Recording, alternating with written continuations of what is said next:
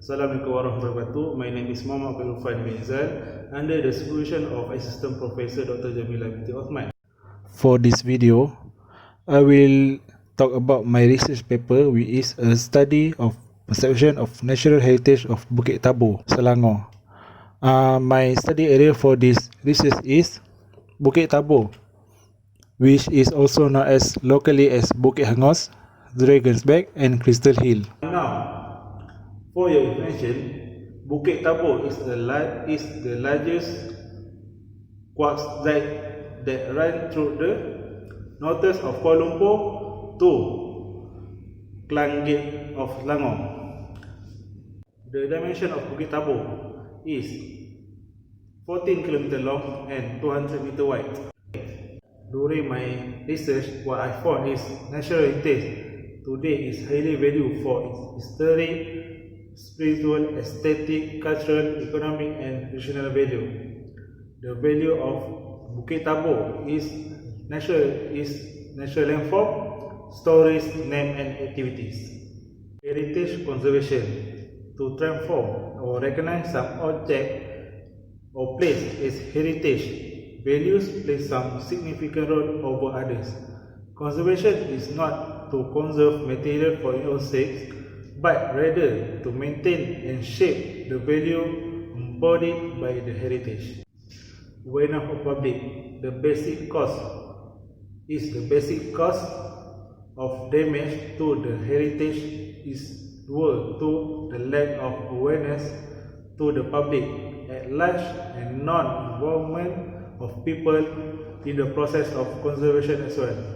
The public must take part in the conservation process. Importance of heritage is must for the community as it is served for the green space in the community. Landscape are more than sceneries, they are also social space, an array of culture, recreational and entertainment, and most of all to improve the public health. So the aim of this research is to study the perception of the local community toward Bukit Tabur, Selangor. And my three objectives of the research is: first, to identify the public perception of the natural heritage of Bukit Tabur; second, to determine the role of the local authorities in protecting the natural heritage; and third, to propose the future landscape management practice for Bukit Tabur, Selangor. My method for the study is: first, questionnaire. My questionnaire is structured a series of questions that need to be asked for the respondent.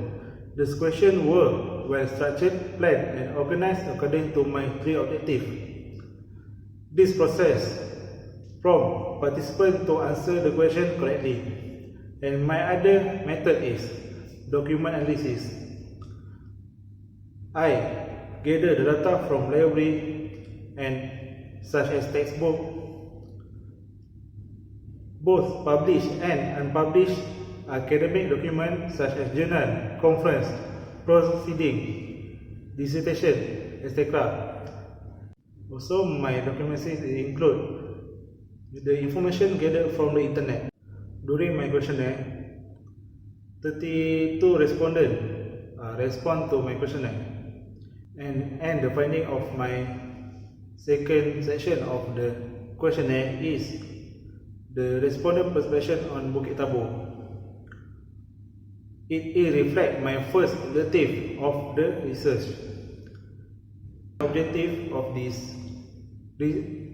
the question is to identify the public perception of natural heritage of Bukit Tabur, Selangor.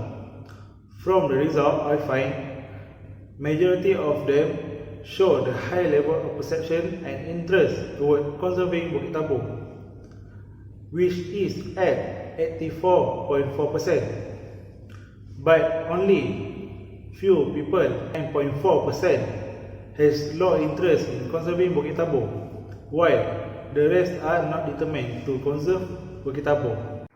My second finding is about respondent opinion on the role of local authority to protect and conserve Bukit Tabur. This finding is reflect my second objective, which is to determine the role of local authority. This data show that majority of the respondents, which is at 56.3%, are not satisfied with the current implementation of local authority in protecting and conserving Bukit Tabur. The contribution of the local authority is not satisfied enough for them in conserving Bukit Tabur. Interestingly, the results show that perception about the imposition of local authority almost equal. One party saying it is effective and the other is saying it is not. Furthermore, the result of the finding show that the other members of the parties are also in the same value. To complete my third objective, which is to propose the future landscape management practice in Bukit Tabur, my recommendation is: first, in the term of planning, get involvement from the local community. Second, in the term of management, collect with all stakeholders, give an improvement by providing expertise to the overall planning, implementation, coordination and management. Provide a systematic maintenance program of Bukit Tabur, more historical assets in Bukit Tabur for students to get complete and reliable information. In the term of conservation, establish conservation unit under Selangor Forest Department to protect all heritage assets of Bukit Tabur. Improve a guideline for the physical development of Bukit Tabur. In the term biodiversity, protect all flora and fauna. Then, in the term of local community, create a volunteer group whose purpose is to promote education and research heritage asset in Bukit Tabur. Introduce community center, which is also act as the tourism information center. Lastly, in the term of tourism, provide more promotion to attract tourists.